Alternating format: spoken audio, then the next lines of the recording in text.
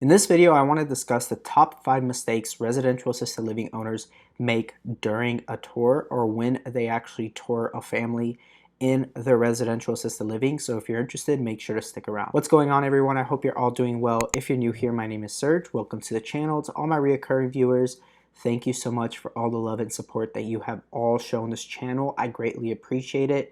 If you have not yet, feel free to check out the God Made podcast on Spotify, Apple Podcasts, and all the streaming platforms that are out there. And also feel free to go check out Legion Assisted Living Academy and Legion Assisted Living Advisors. All these links will be down below for each and every one of you to actually check out. So feel free to actually go do that. So without further ado, let's go ahead and actually jump into the topic of this video. Now, the top 5 mistakes that residential assisted living home owners actually do is number 1 is showing the room immediately, right? Instead of actually taking the time to know about the family's loved one and what their condition is, what exactly they're dealing with, what they're having to go through this entire process, most residential assisted living homeowners actually just go straight to showing the room. And that is a big mistake because you are going to show them the room eventually as you do the tour, but they really want to get a sense of all the residents in the house and also the staff and yourself as the manager or the owner, whatever the case may be, with you and how you run and operate your residential assisted living. Feel free to actually take the time to get to know the family, get to know the power of attorney, whoever is making that decision on behalf of this said resident that may be moving in. Make sure you get to know a little bit about them, get a feel of who they are, what they're about. Show them around the house first and then show them the room towards the end of the tour, because that's when you're going to actually conclude everything, including pricing, any other questions they may have for you and for your staff. So hold that off towards the end of the tour is my recommendation, and that's how I do most of my tours.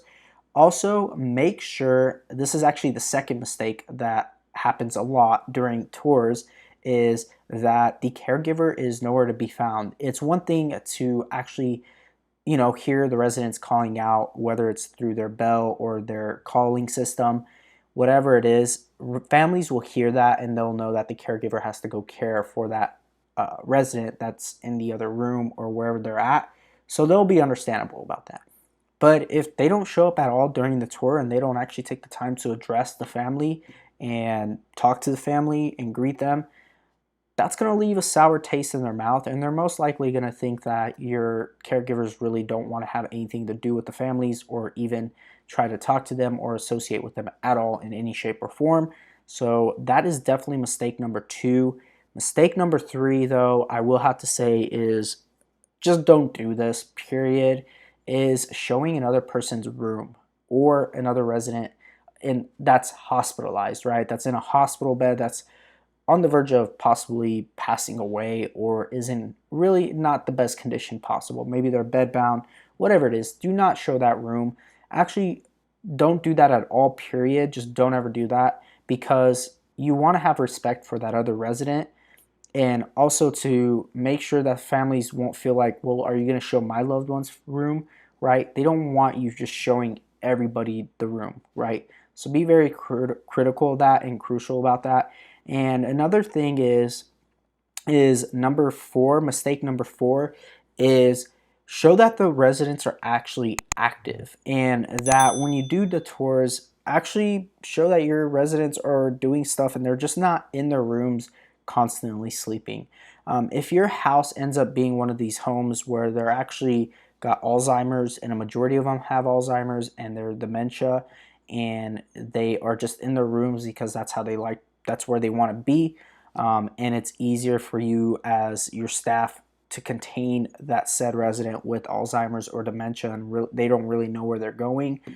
In that case, that may be the exception. But for the most part, you want to show that your house is relatively active and that your residents are alert and oriented, and they're just not all sleeping and they're all just not in their rooms and not participating with each other or having any type of conversations. Number 5, though, here's another thing, is don't just have signs everywhere. Don't make it feel like it's this facility and that it's this institution, right? You want to make sure that you do have things in place to show that, hey, this is private area, this is where the employees will be going, this is where you'll be exiting, the things that are required by state in order to get licensed. But to just have signs everywhere is really not necessary. You're going to end up making it feel very institutional and very hospital-like. It's not going to feel very homey, which kind of defeats the point of this business model, which is the residential assisted living. And another one that I think is very important is, when you do eventually go to actually talk pricing and actually talk about what it's going to cost and the services that are included in that cost.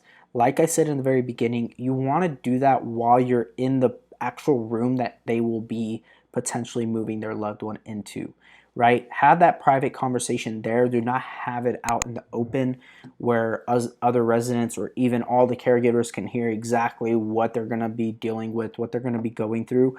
Sometimes as the conversation kind of flows, you end up like as you're walking and you're showing, the topic may end up coming up while you're in the living room or you're in a common area. Try to get that moving towards the room if you possibly can. I know sometimes as a conversation's coming up and the topic is coming up, oh, well, what is this going to cost me? What is this going to be? Right? That is something that you try to do your best to do in a private setting. Do not, by all means, do it in a common area. And last one that I do want to mention greatly is actually not being there for the tour, right? If your manager or you're the owner or you're the manager, whoever needs to be doing the tours needs to be there. Do not put it onto your caregivers to do the tours, right?